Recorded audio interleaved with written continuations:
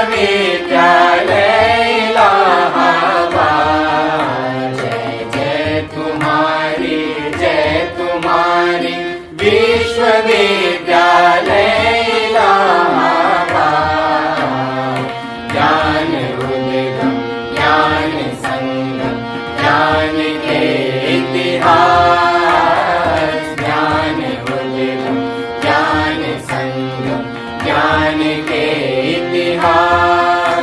शत शत नमन है विश्वविद्यालय इलाहाबाद।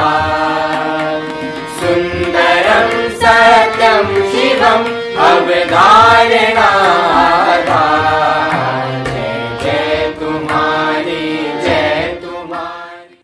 सच्चिदानंद रूपाय विश्वोत्पत्त्यादि हेतवे तापत्रय विनाशाय श्री कृष्णाय वयं नुमः। यं प्रव्रजन्तमनुपेतमपेत कृत्यं द्वैपायनो विरह कातरया जुहाव। पुत्रेति तन्मयतया तरो विनेदुः तं सर्वभूतहृदयं मुनिमानतोऽस्मि। जन्माद्यस्य यतोऽन्वयादितरतश्चार्थेष्वभिज्ञः स्वराट् तेने ब्रह्महृदाय आदिकवये मुह्यन्ति यत्सूरयः। तेजो वारिमृतां यथा विनिमयो यत्र त्रिसर्गो मृषा। धाम्ना स्वेन सदा निरस्तिकुहकं सत्यं परं धीमहि सत्यं परं धीमहि।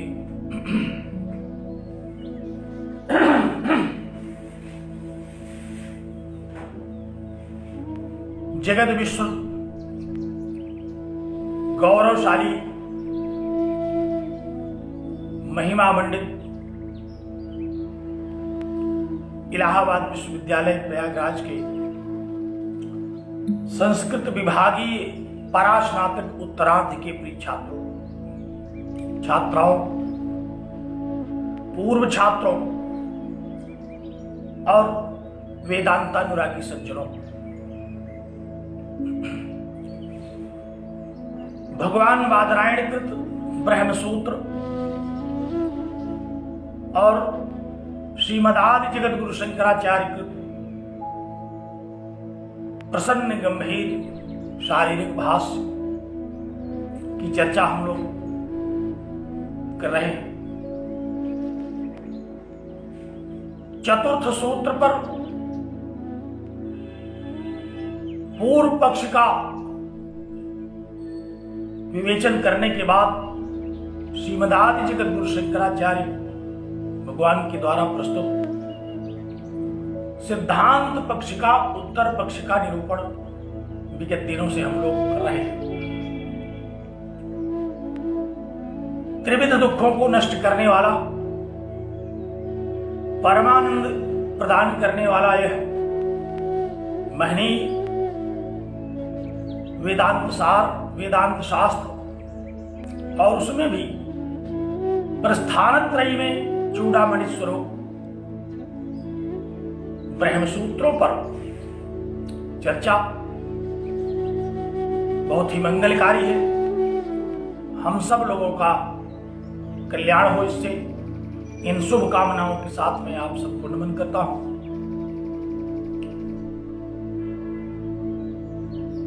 और नित्य शुद्ध बुद्ध मुक्त सत्य स्वभाव परम तत्व परमात्मा से यह कामना करता हूं कि हम सब लोगों की बुद्धि निर्बल हो, कुशाग्र हो और चित्त एकाग्र हो और यह गंभीर भाष्य यह गंभीर शास्त्र हम लोगों की समझ में आए। तो आइए, कल हम लोग जहां से चर्चा का विराम किया था हम लोगों ने, वहां से आरंभ करते हैं। अपने अपने ग्रंथ को सामने रख करके भाष्य की उन पंक्तियों पर दृष्टि डालें। तत्व समन्वयात का विवेचन करते हुए भगवान भाष्यकार ने समन्वयात पद का भाष्य आरंभ किया और यह उल्लेख करके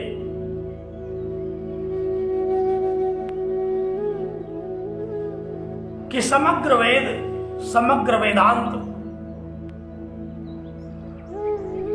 ब्रह्म में प्रमाण है। कैसे प्रमाण है? एक हेतु उपस्थित किया, कहा कि समन्वयात, समन्वय से,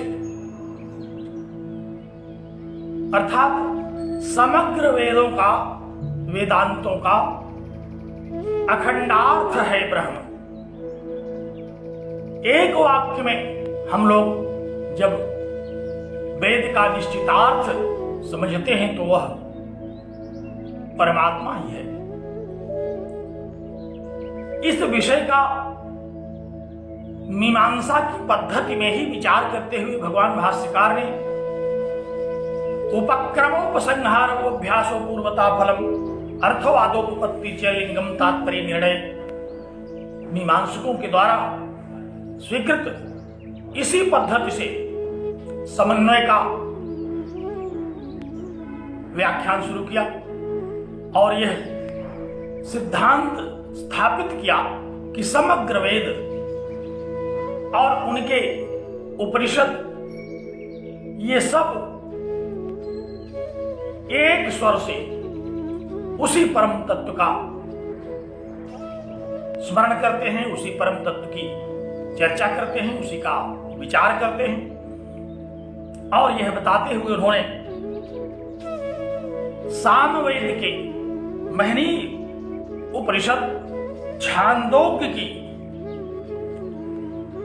एक श्रुति का उल्लेख किया और ब्रह्म विचार के संदर्भ में उस श्रुति को लिखित करते हुए उपक्रम से लेकर के उपसंहार तक वह श्रुति किस प्रकार से ब्रह्म विचार करती है, इस पर उन्होंने प्रकाश डाला। आज हम लोग दूसरे वेद से श्रुति उद्धृत करते हैं। सामवेद के बाद ऋग्वेद की श्रुति का उद्धरण भगवान भाष्यकार ने दिया। श्रुति को देखिए और श्रुति का तात्पर्य ध्यान से सुनिए, ध्यान से समझिए क्या है श्रुति। कहा कि आत्मा व इदम एक एवाग्र आसीत, ऋग्वेद के ऐतरेय उपनिषद की श्रुति उद्धृत किया। ऐतरेय उपनिषद की प्रथम श्रुति है, प्रथम मंत्र। ऐतरेय उपनिषद ने ब्रह्म विचार से ही आरंभ किया। पहली श्रुति देखिए क्या है। कहा कि आत्मा व इदम एक एव अग्र आसीत। सबसे पहले तो इस श्रुति का अनुवाद देखिए क्या कहा श्रुति ने। कहा कि इदम, हम लोगों ने कल यह चर्चा की थी कि उपनिषदों में प्रायः इदम शब्द के द्वारा जगत को संकेत करते हैं। इदम जगत, पहले ही कह दिया है भाष्य में, हम लोगों ने पूर्व सूत्र में देखा कि इदमा निर्देश, इदम के द्वारा इस जगत का निर्देश किया जाता है। तो इस श्रुति ने भी इदम के द्वारा। और एक बात और समझ लेने की है कि इदम के द्वारा क्यों कहा जाता है। इसलिए कि इदम का तात्पर्य हुआ यह, और कौन सा यह जिसको हम आप देख रहे हैं, अनुभव कर रहे हैं, सुन रहे हैं, समझ रहे हैं। ऐसे इस जगत को यह शब्द के द्वारा कहा। यह से क्या तात्पर्य? यह अंगुली निर्देश पूर्वक जब हम किसी विषय को, किसी वस्तु को देखते हैं, दिखाते हैं किसी को, तब हम इदम कहते हैं, यह। तो यह जगत, यह संसार, क्या है यह संसार? कहा कि अग्र अर्थात अपनी उत्पत्ति के पूर्व, सृष्टि की उत्पत्ति के पूर्व एक आत्मा एवं आसीत, एक अद्वैत आत्मा ही था। ध्यान से शब्दों को देखिए। इदम जगत, अग्र यह संसार, सृष्टि के पूर्व एक एव आत्मा, एक अद्वैत आत्मा ही था।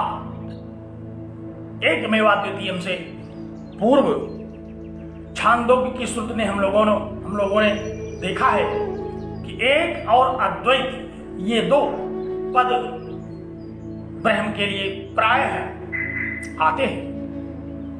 और ये दोनों क्यों आते हैं, इस पर कल हम लोगों ने चर्चा की थी। एक से एकाधिक जितने भेद हो सकते हैं उनका निषेध,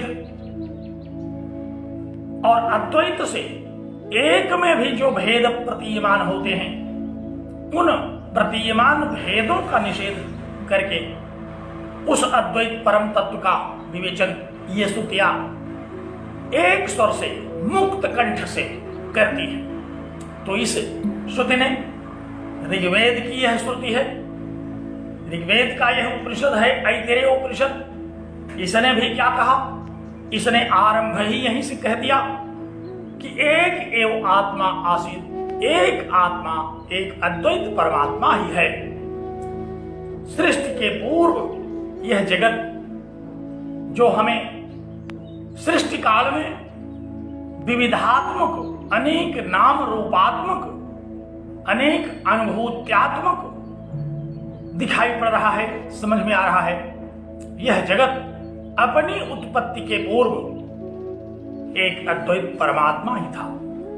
जैसे घट इत्यादि अपनी उत्पत्ति के पूर्व मृत्तिका ही रहते हैं, उसी तरह से यह जगत, यह ब्रह्मांड, यह संसार, यह नाम रूपात्मक, दृष्टिगोचर होने वाला, इंद्रिय गोचर होने वाला, अनुभूति में आने वाला, अस्मद युष्मद प्रत्यय गोचर होने वाला यह जो जगत है, यह आत्मा ही था, अद्वैत परम तत्व ही था। तो ऋग्वेद की इस श्रुति ने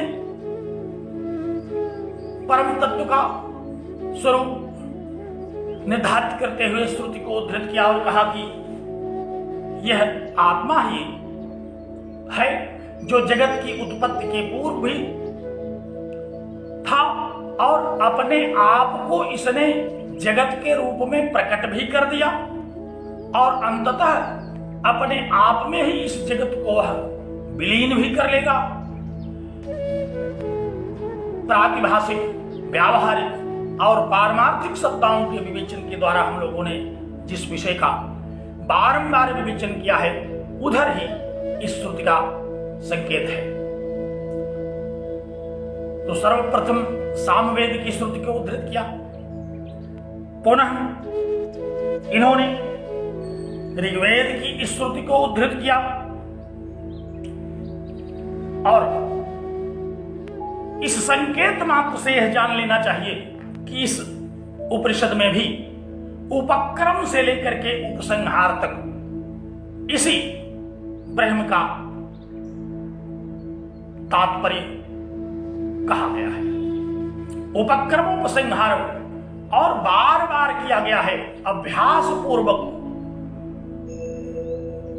जो शैली मीमांसा ने निर्धारित की उसी शैली को ग्रहण करके इन उपनिषदों ने जिस परम तत्व का विवेचन किया, आरंभ से लेकर के उपसंहार तक, बीच बीच में अनेक बार अनेक अर्थवादों के द्वारा, अनेक श्रुति प्रमाणों के द्वारा उसका विवेचन किया, ऐसा यह परमात्मा समन्वय से श्रुतियों के द्वारा जाना जाता है।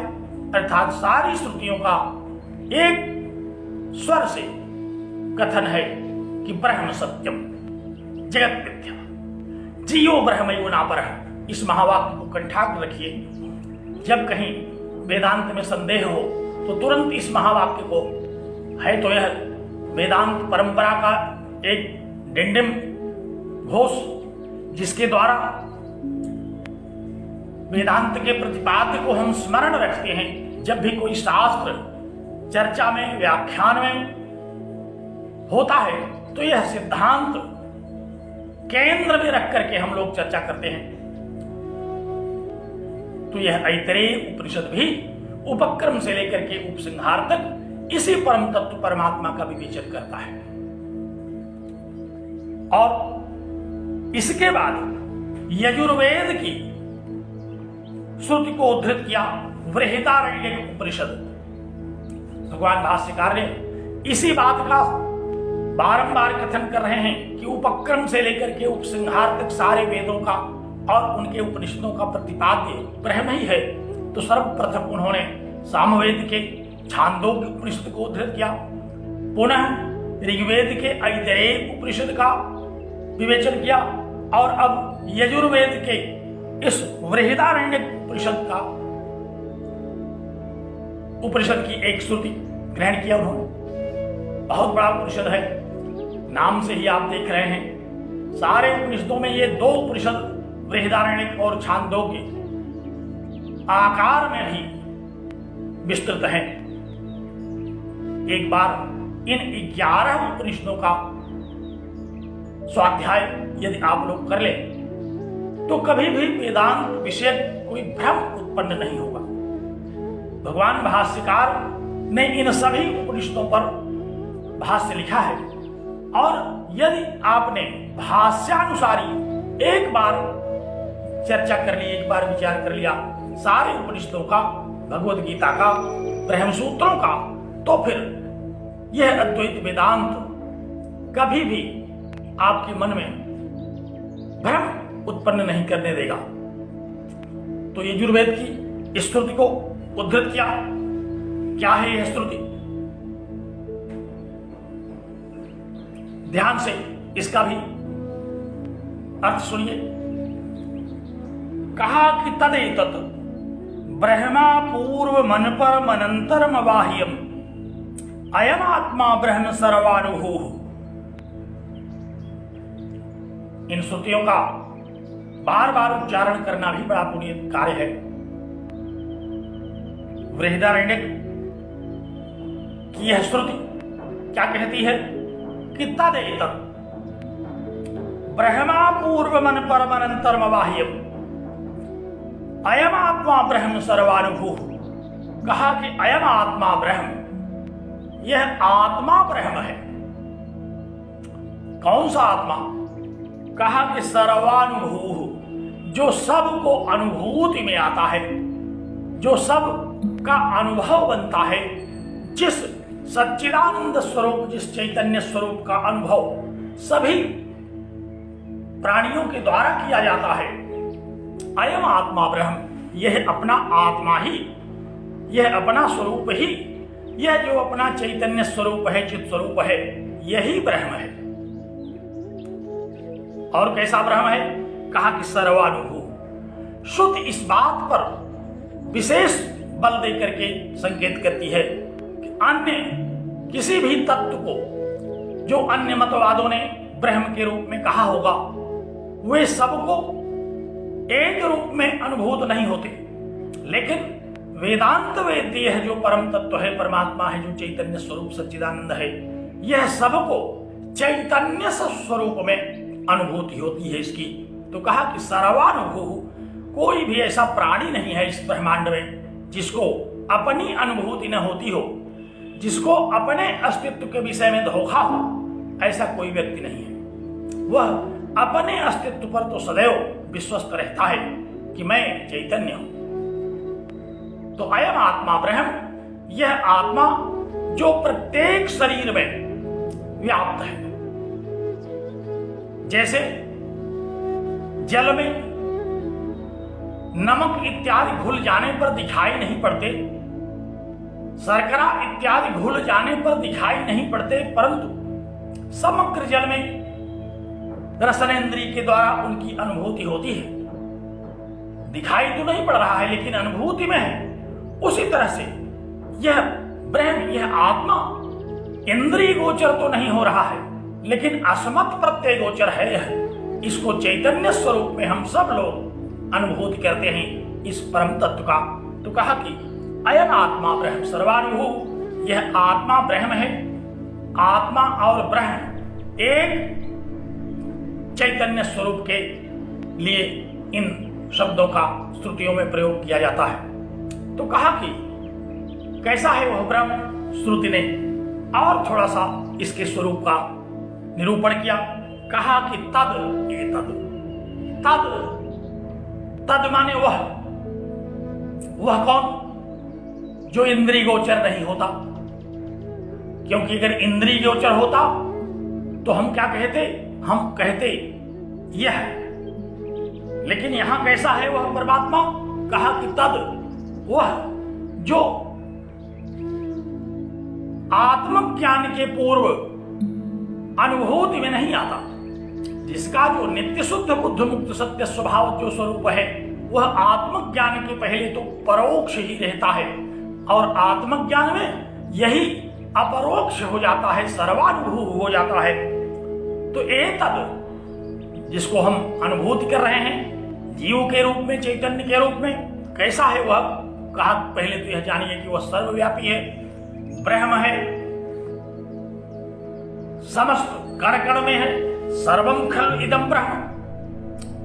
पंचदशी में आप लोग महावाक्य विवेक प्रकरण जहां पढ़ रहे होंगे, एक एक महावाक्यों का उसमें बड़ा व्यापक, बड़ा विस्तृत विवेचन है, बहुत आनंददायी ग्रंथ है। आप लोग पंचदशी का भी श्रवण नियमित कीजिए और जब आप देखेंगे कि जो विवेचन पंचदशी कर रही है वही विवेचन ये ब्रह्म सूत्र कर रहा है, वही विवेचन समग्र उपनिषद कर रहे हैं, वही विवेचन श्रीमद् भगवद गीता भी कर रही है। ये सब एक ही वाक्य को कहते हैं, बार बार उसी ब्रह्म के विषय में विचार उपस्थित करते हैं। तो कैसा है वह ब्रह्म। कहा कि अपूर्वम, ये अपूर्व है, अर्थात न विद्यते पूर्वम यस्मात्, जिसके पहले कुछ नहीं था, अर्थात कोई कारण नहीं था इसका। जिसके पहले कौन होता है संसार में, प्राय हम लोग देखते हैं कार्य के पहले कारण हुआ करता है, लेकिन ये ब्रह्म कैसा है। कहा कि अपूर्वम, श्रुति कह रही है कि न विद्यते पूर्वम यस्मात्, जिसके पूर्व कुछ नहीं था, अनपरम न विद्यते अपरम यस्मात्, और जिसके पर भी कुछ नहीं था, अर्थात इसका कोई कार्य भी नहीं है, न इसका कोई कारण है न इसका कोई कार्य। आपको स्मरण होगा वेदांत सार में जहां विवर्तवाद आपने पढ़ा है, वहां विवर्त और विकार इन दो विषयों पर व्यापक चर्चा आपने सुनी होगी। विकार तो कार्य होता है, किसी वस्तु से विकृत होकर के उत्पन्न होता है, लेकिन विवर्त उसमें प्रतीयमान होने वाला उसका ही विविध स्वरूप है। जैसे जल है, आवर्त बुद्बुद तरंगमयान विकारान अंभो यथा सलिल, जैसे जल ही आवर्त बुद्बुद तरंग इत्यादि के रूप में विविध रूपों में दृष्टिगोचर होता है, लेकिन वस्तुतः वह है क्या, सलिल में है, तो वह जल ही। तो ये जगत उत्पत्ति के पूर्व ही, उत्पत्ति के बाद भी हमें उसी परमात्मा में विवर्त रूप में दृष्टिगोचर हो रहा है। तो कहा कि अपूर्वम अनपरम न तो उसके पहले कुछ है, न उसके पश्चात कुछ होगा, बल्कि यह समग्र जगत उसी परमात्मा में हमें उस परमात्मा के अज्ञान के कारण प्रतीत हो रहा है। जैसे रज्जु में अज्ञान के कारण सर्प की प्रतीति होती है, उस रज्जु में न तो सर्प था न सर्प होगा, बल्कि वह रज्जु ही थी और अंततः रज्जु ही सिद्ध होती है। उसी तरह से यह ब्रह्म भी अपूर्वम अनपरम अनंतरम न विद्यते अंतरम यस्मात्, जिसके अंदर कुछ नहीं है, अर्थात इसके अंदर भी कुछ नहीं है। अंतर शब्द के अनेक अर्थ हैं, यहां मैंने सर्व सामान्य शब्दार्थ प्रस्तुत किया आपके सामने। अंतर माने अंदर, कहा कि इसके अंदर भी कुछ नहीं है। अंदर तो उसके होगा जो खोखला हो, यह तो सूक्ष्म है। अणोरणीयान महतो महियान, यही अणु से भी अणुतम है और महान से भी महत्तम है। इसके अंदर कोई नहीं है। और अबाह्यम न विद्यते बाह्यम यस्मात्, जिसके बाहर भी कोई नहीं है। एकमेवाद्वितीयम ब्रह्म। तो इस बृहदारण्यक श्रुति के द्वारा ऋग्वेद यजुर्वेद ने अपने विचार को प्रस्तुत किया। कहा कि तदेतत्, वह जो परोक्ष है और अपरोक्ष भी है ज्ञानावस्था में, यह जो ब्रह्म है ये अपूर्व है, अर्थात इसका कोई कारण नहीं है, इसका पूर्ववर्ती कोई नहीं है, इसका कोई कार्य भी नहीं है, इसका परवर्ती भी नहीं है, इसके भीतर भी कोई नहीं है, इसके बाहर भी कोई नहीं है, बल्कि क्या है? कहा अयम आत्मा, यही आत्मा ही ब्रह्म है जो सर्वानुभव सबकी अनुभूति में आता है। तो इस श्रुति के द्वारा मैंने पुनरुक्ति के भयवश बार बार एक इत्यादि शब्दों का तात्पर्य नहीं बताया। जहां दूसरी भी श्रुति में आया था एक एव, वहां भी हमें समझ लेना चाहिए कि सजातीय विजातीय सुगत आदि भेदों से रहित जो अद्वैत ब्रह्म है, ये सारी श्रुतियां उसी विषय पर, उसी ब्रह्म पर संकेत करती हैं। इसलिए उन समस्त व्याख्यानों को जो प्रथम श्रुति के विषय में हमने विस्तार से चर्चा की थी, उन सब को आप यहां ग्रहण करते रहे। तो कहा कि तदेतत् ब्रह्म अपूर्वम अनपरम अबाह्यम अनंतरम, यह वह ब्रह्म है जो अज्ञान पर्यंत तो वह की प्रतीति में होता है और ब्रह्म ज्ञान में अहम ब्रह्मास्मि की प्रतीति में होता है। यह अपूर्व है, अनपर है, अनंतर है, अबाह्य है और यही आत्मा है, यही जीव है, यही सर्वानुभव चैतन्य स्वरूप में सबके अनुभव में आता है। तो तीन वेदों से, सामवेद, ऋग्वेद, यजुर्वेद, इन तीनों वेदों में इन तीनों के वेदांतों के द्वारा उद्धृत इन श्रुतियों ने उसी ब्रह्म में समन्वय करके उसी का उल्लेख बारंबार कर रही है। समन्वय का तात्पर्य आप समझ रहे होंगे। समन्वय का तात्पर्य क्या? सारे वेदों के साथ उसी ब्रह्म का अन्वय हो रहा है। सारे वेदों का प्रतिपाद्य वही ब्रह्म है। इसीलिए वेदों से, उनके उपनिषदों से श्रुतियों को उद्धृत करके बारंबार उसी ब्रह्म के साथ इन श्रुतियों को समन्वित अर्थ वाली बताने के लिए भगवान भाष्यकार यह उपक्रम करते हैं। तो यह श्रुति भी बृहदारण्यक में उपक्रम से लेकर के उपसंहार तक, वहां भी जिस प्रकरण में यह श्रुति आई है, उस प्रकरण में जब हम लोग पहुंचे तो वहां भी इस ब्रह्म विचार को उपक्रम से लेकर के उपसंहार तक केवल एक विषय का प्रतिपादन करते हुए देखते हैं। बारंबार करते हैं अभ्यास से और केवल श्रुति प्रमाण देते हैं। अपूर्व जो है, अपूर्व प्रमाण, कोई दूसरा प्रमाण भी नहीं है, यह श्रुति ही प्रमाण है।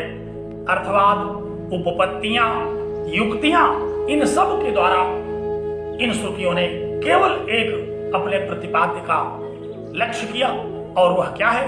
वह परम तत्व परमात्मा है। और अंततः अथर्ववेद के उपनिषद की एक श्रुति उद्धृत करते हैं। अथर्ववेद की यह श्रुति है। मुंडकोपनिषद की क्या कहती है यह श्रुति? कहा कि ब्रह्मैवेदम अमृतम पुरस्तात्। इदम ब्रह्मैव इदम जगत, यह जो संसार आप देख रहे हैं, कहां देख रहे हैं? कहा पुरस्तात्, पूर्व की ओर, अर्थात चारों दिशाओं में। पूर्व की ओर कहने से क्या तात्पर्य है? चारों दिशाओं में। इस सूत्र के बड़े व्यापक तात्पर्य आचार्यों के द्वारा लिए गए। एक तात्पर्य तो इसका जो मैं बता रहा हूं कि यह जो पूर्व की ओर दिखाई पड़ने वाला, अर्थात चारों दिशाओं में दिखाई पड़ने वाला, चतुर्दिक दिग दिगंत में व्याप्त यह जो जगत है, यह क्या है? कहा कि अमृतम, यह अमृत है, अर्थात यह मरण धर्मा नहीं है, यह सत्य है। और यह जो जगत दिखाई दे रहा है, यह उत्पत्ति विनाशशाली है। तो ब्रह्म एव इदम अमृतम पुरस्तात्, कहा कि यह जो ब्रह्म है, यह जो परमात्मा है, पुरस्तात् माने सामने। पुरस्तात् शब्द का एक तात्पर्य तो व्याख्याकारों ने पूर्व की ओर ले लिया, लेकिन पूर्व की ओर हो चाहे पश्चिम की ओर, हमें दिखाई कब पड़ेगा? जब ये हमारे सामने हो। तो सारी दिशाओं में आप मुंह करके देखिए, सामने क्या दिखाई पड़ेगा? कहा कि पुरस्तात्, सामने तो यह जगत ही दिखाई पड़ेगा। तो ब्रह्मैव इदम अमृतम पुरस्तात्, कहा कि यह ब्रह्म ही इस सृष्टि के पुरस्तात् माने पहले भी था, अर्थात जो अन्य श्रुतियों ने कहा अग्र, अग्र माने सृष्टि की उत्पत्ति के पहले, तो सृष्टि की उत्पत्ति के पहले भी यह था। चारों दिशाओं में जो हमको दृष्टिगोचर हो रहा है वह ब्रह्म, यह जगत, यह भी ब्रह्मैव, ब्रह्म ही है। इत्यादि, इस प्रकार अनेक श्रुतियां हैं, बहुत सारी श्रुतियां हैं, जिन श्रुतियों का हम लोग बारंबार कथन करते हैं। ये तो चार श्रुतियां उन्होंने केवल संकेत मात्र के लिए चारों वेदों से, चारों वेदों के अपने वेदांतों से उद्धृत किया, लेकिन इत्यादि कह करके सत्यम ज्ञानम अनंतम ब्रह्म इत्यादि जो श्रुतियां और हैं, जिन श्रुतियों का हम लोग प्रायः विवेचन करते रहते हैं। अहम ब्रह्मास्मि तत्त्वमसि अयम आत्मा ब्रह्म सर्वम खलु इदं ब्रह्म ऋते ज्ञानात् न मुक्ति। यह जो सारी श्रुतियां हैं, ये केवल एक परम तत्व का ही अनेक श्रुतियों के द्वारा केवल उसी का विवेचन करती हैं। तो कहा कि इत्यादि से उन समस्त श्रुतियों को ग्रहण कर लेना चाहिए जो सीधे ब्रह्म का विवेचन करती हैं, अथवा अर्थवाद के द्वारा, उपपत्तियों के द्वारा, बारंबार किए गए अभ्यास के द्वारा, उपक्रम से लेकर के उपसंहार तक इन सारी वेदांत की श्रुतियों में समन्वय से, संगति से उसी परम तत्व का विवेचन किया गया है। तो समन्वयात, इस शब्द का विवेचन करते हुए भगवान भाष्यकार ने क्या समन्वय उपस्थित किया? कहा कि समग्र वेद अर्थात सामवेद, ऋग्वेद, यजुर्वेद, अथर्ववेद और इन समस्त वेदों की अपनी अपनी उपनिषदें, इन सब का एक स्वर से एक वाक्य में, इन सब की अपनी एक वाक्यता है। ये सब समन्वित हैं केवल एक तत्व में। किस तत्व में? कहा कि उस परम तत्व में, उस परमात्मा में। सारे वेद केवल एक काम कर रहे हैं, उसी परमात्मा का विवेचन कर रहे हैं। तो समन्वयात अखंडार्थ बोध कर रहे हैं, अर्थात सारी श्रुतियों का एक अखंड अर्थ जो ब्रह्म स्वरूप है, उसी का समन्वय किया गया है। तो इस प्रकार समन्वय शब्द को आप सारे उपनिषदों को देख सकते हैं जो आपने उद्धृत किया, ईशावास्यमिदं सर्वम इत्यादि। कितनी श्रुतियों को कहा जाए, सभी श्रुतियों का तो एक ही काम है, सारे वेदांतों का तो एक ही उद्देश्य है, सारे उपनिषद तो एक ही, एक मेवाद्वितीयम ब्रह्म पर ही केंद्रित है। तो जो भी श्रुति आप उठाइए, उस श्रुति का विवेचन करते ही आपको लगेगा कि ये तो ब्रह्म विषयक है, ये तो जीव विषयक है, ये जगत विषयक है। अब इनका विवेचन करके हम लोग इन श्रुतियों पर ध्यान केंद्रित किए रहे कि ये जगत न इसके बाहर है, न इसके भीतर है, न इसके पूर्व है, न इसके पश्चात है, बल्कि ये यही है। इसमें काल क्रम का कोई विभाजन नहीं किया जा सकता। ये इसीलिए कहा जाता है कि सत है, त्रिकालाबाध्यम सत, जो तीनों कालों में अबाध गति से प्रतीत होता है। इसी को सदैव सोम इदम अग्र आसीत एकमेवाद्वितीयम सत तत्व से इसी को कहा गया कि तत् सत, वह सत है। हम लोग प्रायः ढेर सारे लोगों से कहते सुनते हैं हरि ओम तत्सत, तो क्या है? हरि भी उसी का नाम है, ओम भी उसी का नाम है, तत् भी उसी का नाम है, सत भी उसी का नाम है। सारे वेदांत के वाक्य, सारे शब्द एक उसी परम तत्व का कथन करते हैं। अक्षरम ब्रह्म परमम, भगवद गीता में इसी को कहा। एक एक अक्षर उसी परम ब्रह्म के विषय में कहता है। अन्य कोई दूसरा तो जब है ही नहीं तो किसके विषय में कोई शास्त्र कहेगा? इसलिए मीमांसकों के द्वारा पूर्व पक्ष के रूप में उद्धृत जो पूर्व पक्ष कहा गया था उसका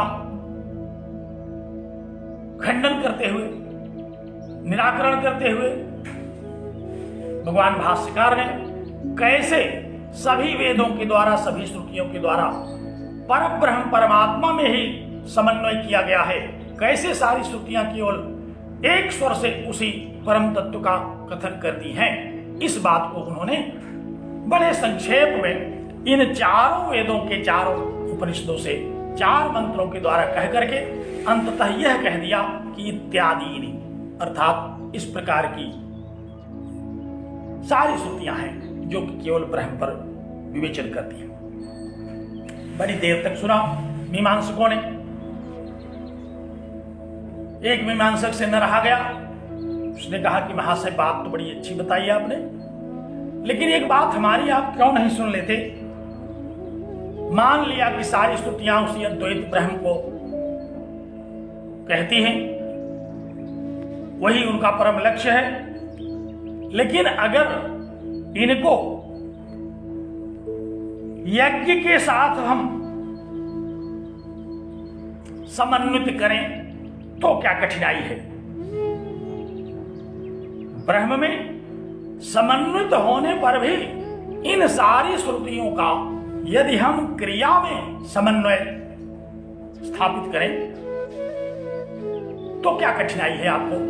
आप क्यों नाराज हो रहे हैं? चलिए मैं माना ये सब ब्रह्म का विवेचन कर रही हैं सारी श्रुतियां, लेकिन ब्रह्म का विवेचन करते करते अगर हम किसी भी प्रकार से भूले भटके, गाहे बगाहे अगर हम क्रिया के साथ इन उपनिषद वाक्यों का समन्वय करें तो भगवान भाष्यकार कहते हैं कि ना, ऐसा तो आप कभी भूल के करिएगा मत। यह करते ही तो आप भटक जाएंगे अपनी क्रिया से। आप वहीं रहिए, आप जो भी कुछ करना चाहते हैं उसको करते रहिए। आप तो साध्य विषय चर्चा करने वाले हैं, यहां तो हम सिद्ध वस्तु की चर्चा कर रहे हैं।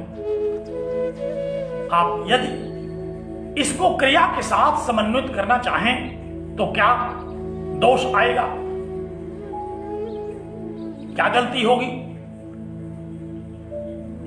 कहते हैं कि न च तद्गतानां पदार्थानां ब्रह्म स्वरूप विषय निश्चिते समन्वय अवगम्य माने अर्थांतर कल्पना युक्ता।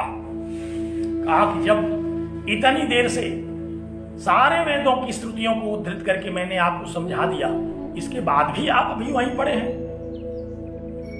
तद्गतानां पदानां वेदांतानां ब्रह्मणि तात्पर्येण निश्चय माने समस्त वेदांतों के तात्पर्य से, समन्वय से ब्रह्म में ही समन्वित होने पर आप ऐसा क्यों कह रहे हैं? जब सारी श्रुतियों ने एक स्वर से इस बात का डिंडिमनाद कर दिया, एक स्वर से इस बात को स्थापित कर दिया, एक वाक्य में सारे वेदों ने उसी ब्रह्म को ही अपना परम प्रतिपाद्य माना, ऋग्वेद आदि समस्त शास्त्र जब उसी परम तत्व में प्रमाण है, इस बात की स्थापना हो गई, तो फिर आप ऐसा क्यों कह रहे हैं और इसको करने में क्या कठिनाई है? कहा कि तदगता नाम पदानाम, श्रुति में आए हुए समस्त पदों का ब्रह्म स्वरूप विषय निश्चित है। जब ब्रह्म के स्वरूप में ही इनका समन्वय है ऐसा निश्चित हो गया, तो फिर इनके समन्वय को समझ लेने पर, समन्वय अवगम्य माने, इस समन्वय को समझ लेने पर अर्थात तात्पर्यार्थ से सारी श्रुतियां उस परम तत्व परमात्मा का ही जब विवेचन कर रही हैं, ऐसा समझ लेने पर, ऐसी अवगति हो जाने पर अर्थांतर कल्पना न युक्ता, कोई दूसरे अर्थ की कल्पना करना ये युक्त नहीं है, ये उचित नहीं है, ये उपयुक्त नहीं है, ये सर्वथा दोषपूर्ण है। जब एक श्रुति का तात्पर्य समझ में आ गया और आप मीमांसकों का ये नियम है, आप लोग कहते हैं कि यत् परः शब्दः सशब्दार्थः, यत् परः शब्दः, जिस अर्थ को कहने में शब्द तत्पर है, स अर्थ, वही तो अर्थ है। तो जब यहां उस परमार्थ को ही कहने में सारी श्रुतियां तत्पर हैं, ब्रह्म को ही कहने में ये तत्पर हैं, तल्लीन हैं, तो फिर आप क्रिया में, याग में इन श्रुतियों का समन्वय करने के लिए क्यों जहमत उठा रहे हैं? क्यों आपको ऐसा लग रहा है कि एक बार हम क्रिया के साथ भी इसको समन्वित कर लेते?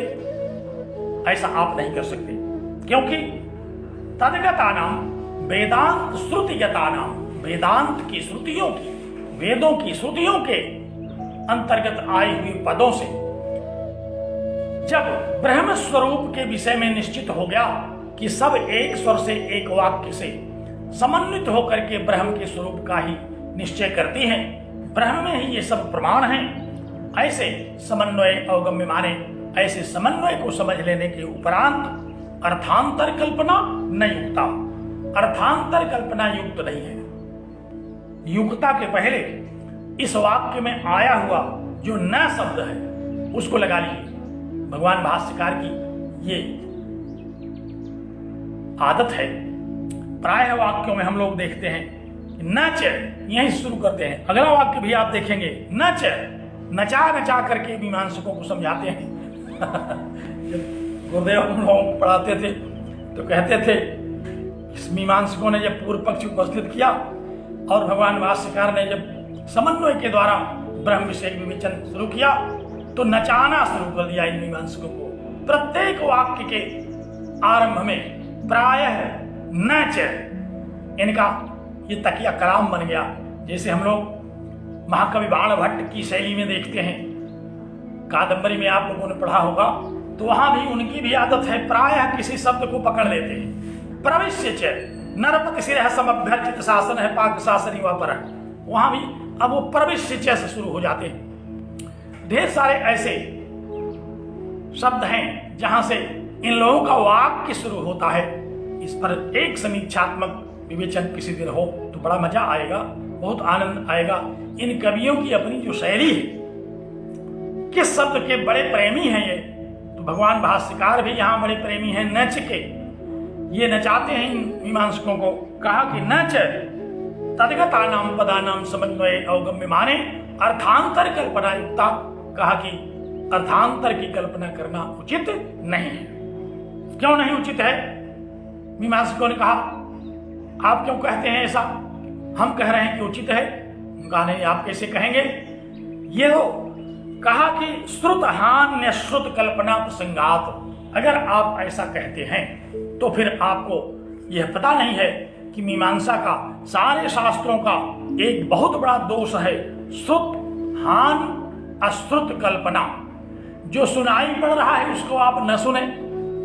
श्रुत हान, श्रुत माने जो श्रुति प्रतिपादित तात्पर्य है, आप उसको तो दूर कर दिए, उसको हटा दिए, श्रुत हान हो गया। जो श्रुत अर्थ है, जो श्रुतार्थ है, जो श्रुतियों के द्वारा प्रतिपादित अर्थ है, उसको तो आपने माना नहीं, और अश्रुत कल्पना, जो सुनाई नहीं पड़ रहा है, जो श्रुतियों के द्वारा कहा नहीं जा रहा है। जब श्रुतियों के द्वारा कहा नहीं जा रहा है तो सुनाई ही कैसे पड़ेगा? बिना कहे अगर आपको सुनाई पड़ता हो तब तो फिर ये कर्णेंद्रिय का दोष है, तो किसी कान के डॉक्टर के पास जाना चाहिए। क्योंकि जो कहा जाए उसको सुनिए। श्रुतियों के द्वारा जो कहा गया, जैसे आपने कर्मकांड में सुना, उसी तरह से यहां भी सुनिए। यहां भी श्रुतियों ने क्या कहा कि समन्वय के द्वारा सारे वेदांत ब्रह्म में ही प्रमाणभूत होकर के समन्वित होते हैं, अन्वित होते हैं। अखंडार्थ बोध उनका ब्रह्म है। अगर आप ऐसा नहीं करते तो श्रुतहान, ये बहुत बड़ा शास्त्र का दोष है कि जो समक्ष प्रतिपादित हो रहा है आप उसको न सुने, जो श्रुति वाक्यों के द्वारा सुनाई पड़ रहा है आप उसको न सुने, और जो नहीं सुनाई पड़ रहा है, जो कहा नहीं जा रहा है, जो पंक्तियों में वर्णित नहीं है, आप उसकी कल्पना कर लिया करें, तो ये तो बहुत ही दोषपूर्ण पद्धति है। इसलिए यह ब्रह्म, ये परमात्मा श्रुतियों का परम प्रतिपाद्य है, वही प्रमाण है। यहां किसी भी भांति इनको आप क्रिया का अंग नहीं मान सकते। यज्ञ के अंग के रूप में इन वेदांत वाक्यों को आप स्वीकार नहीं कर सकते। क्यों नहीं कर सकते? कहा क्योंकि यहां एक शास्त्रीय दोष उत्पन्न हो रहा है। श्रुतहान श्रुत कल्पना प्रसंग, ऐसा प्रसंग आ जा रहा है जो कि शास्त्रों में क्या, व्यवहार में भी नहीं होता। हाँ, कहीं साहित्य में अलंकार इत्यादि के अवसर पर तो हम लोग इस प्रकार का देखते हैं, कोई वक्रोक्ति, अन्योक्ति, अतिशयोक्ति आदि अलंकारों में जो कहा जाता है वही न सुनकर के कुछ दूसरी बात सुनकर के कह दी जाती है। लेकिन यहां वेदांत में जहां की एक एक पद उस ब्रह्म को लक्ष्य करके उस पर विचार उपस्थित कर रहा है, वहां यदि आप ऐसा करते हैं तो ये श्रुतहान अश्रुत कल्पना का प्रसंग उपस्थित होगा, जो कि बहुत बड़ा शास्त्रीय दोष है। और आप जैसे शास्त्रज्ञों से इस बात की आशा नहीं की जाना चाहिए। इसलिए किसी भी भांति वेदांत वाक्य क्रिया के अंगभूत नहीं है। किसी भी भांति ये वेदांत वाक्य कर्ता देवता इत्यादि के प्रसंग में समन्वित नहीं होते। ये सारे के सारे वाक्य केवल उस अखंड अद्वैत एकमेवाद्वितीय ब्रह्म के साथ ही समन्वित होते हैं।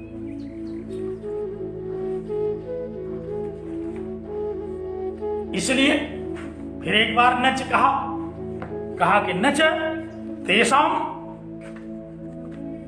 कर्तृस्वरूप प्रतिपादन परता अवसीयते। कहा कि इसलिए तेषाम वेदांत वाक्यानाम, उन वेदांत वाक्यों का कर्तृस्वरूप, कर्ता और देवता के स्वरूप का प्रतिपादन करना ये कदापि संगत नहीं हो सकता। ये कर्तृ स्वरूप प्रतिपादन परता, अगर कोई कहे कि वेदांत वाक्य क्रिया की प्रतिपादन में लगे हुए हैं तो यह सर्वथा असमीचीन है।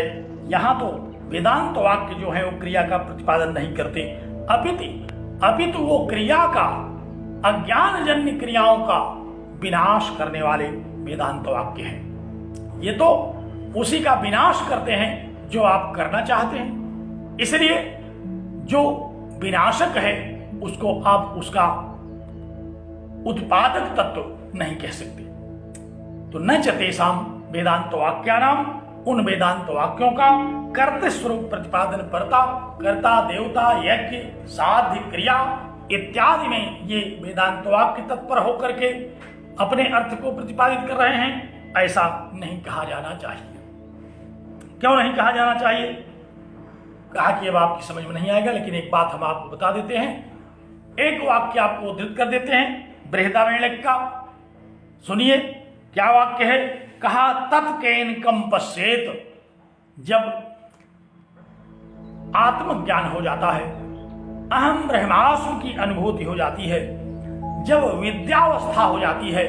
अविद्यावस्था में तो आप कर्ता कर्म करण संप्रदान पादान अधिकरण बहुत समझ सकते हैं, लेकिन जब अहम ब्रह्मास्मि इस महावाक्य का अखंडार्थ बोध हो गया तो तत् माने तब उस दशा में, उस ज्ञानावस्था में केन कम पश्चेत, कौन किसके द्वारा किसको देखे। जब वहां अखंड अद्वैत आत्म तत्व के अतिरिक्त कोई है नहीं तो केन माने किसके द्वारा, अर्थात कौन वहां कारण कारक बने। कम अर्थात कौन कर्ता का एक से तम बन करके कर्म बने, और पश्चेत माने कर्ता कौन बने।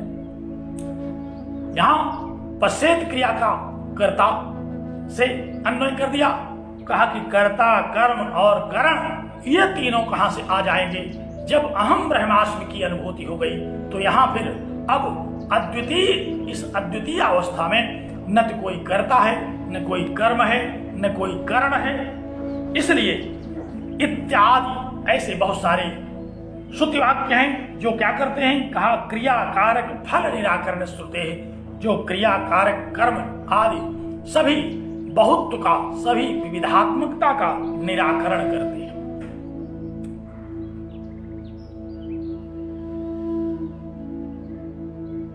इसलिए ये जो वेदांत वाक्य हैं, ये एक इनका काम है उस परम तत्व का प्रतिपादन। ये याग के साथ, क्रिया के साथ, कर्मकांड के साथ किसी भी भांति अन्वित नहीं हो सकते, क्योंकि तत्केन कम पश्चेत, उस ज्ञानावस्था में जब कोई अद्वैत सत्ता की स्थिति है, न तदबाह्य है, न तदपूर्व है, कोई तदंतर है, तो फिर वहां कहां से वैविध्य होगा। और कर्ता, क्रिया, कर्म आदि कारकों के लिए तो अनेक की आवश्यकता होती है, लेकिन जहां अद्वैत है, एक भी नहीं है, वहां कौन कहे कारकों की बात, कौन कहे अनेकत्व की बात। इसलिए ज्ञानावस्था में अहम ब्रह्मास्मि आदि जो मोक्षावस्था है उसमें क्रिया, कारक, फल आदि नहीं रहते, उनका निराकरण करती हैं ये श्रुतियां। ये श्रुतियां क्या करती हैं, क्रिया कारक फल निराकरण, क्रिया कारक फल इन सब का निराकरण कर देती हैं, इनको उखाड़ फेंकती हैं। वहां कोई बचता नहीं है, वहां केवल अहम तत्व बचता है, जो कि चैतन्य तत्व है। वह अहम तत्व भी कर्ता के रूप में नहीं है। तो समन्वय कैसे हुआ, भगवान भाष्यकार ने इन मीमांसकों के पूर्व पक्ष के रूप में इस समन्वय को उपस्थित किया।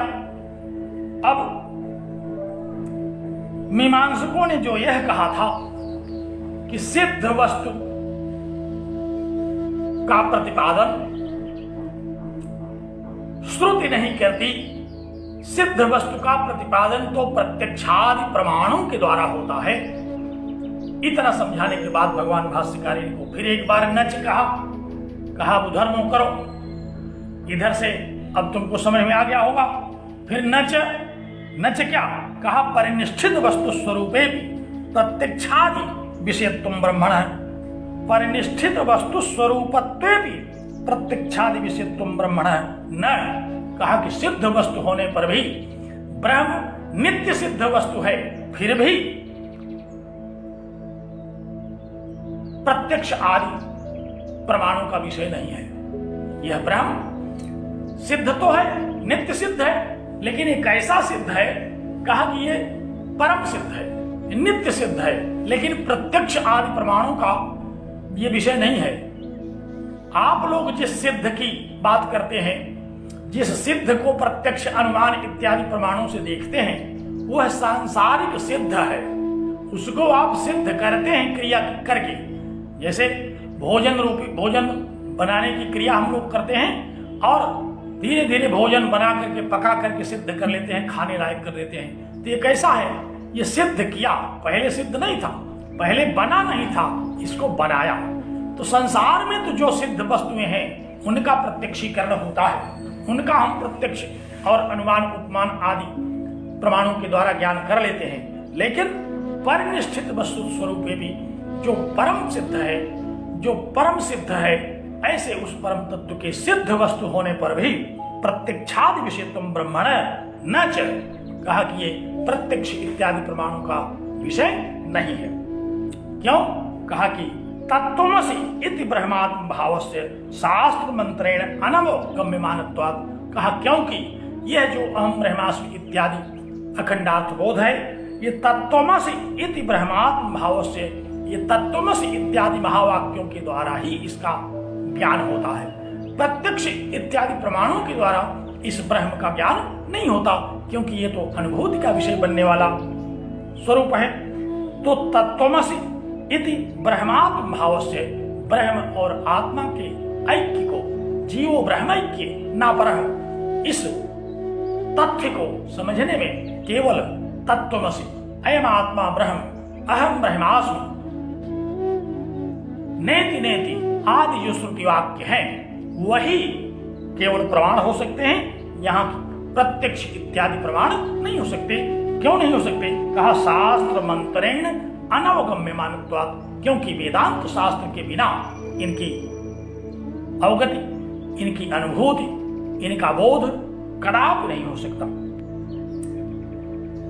इसलिए यत्तु हे उपादेय रहितत्वात् उपदेशानर्थक्यमिति, जो आपने यह कहा कि ब्रह्म हे उपादेय रहित है, इसलिए इसकी चर्चा नहीं होनी चाहिए, ये व्यर्थ है, इसका विचार नहीं होना चाहिए।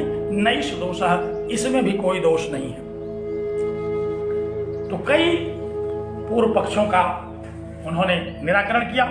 अभी तक यत्तु हे उपादेय रहितत्वात् के पूर्व हम लोगों ने जितना पढ़ा, वहां यह सिद्ध किया कि परम तत्व परमात्मा नित्य सिद्ध है।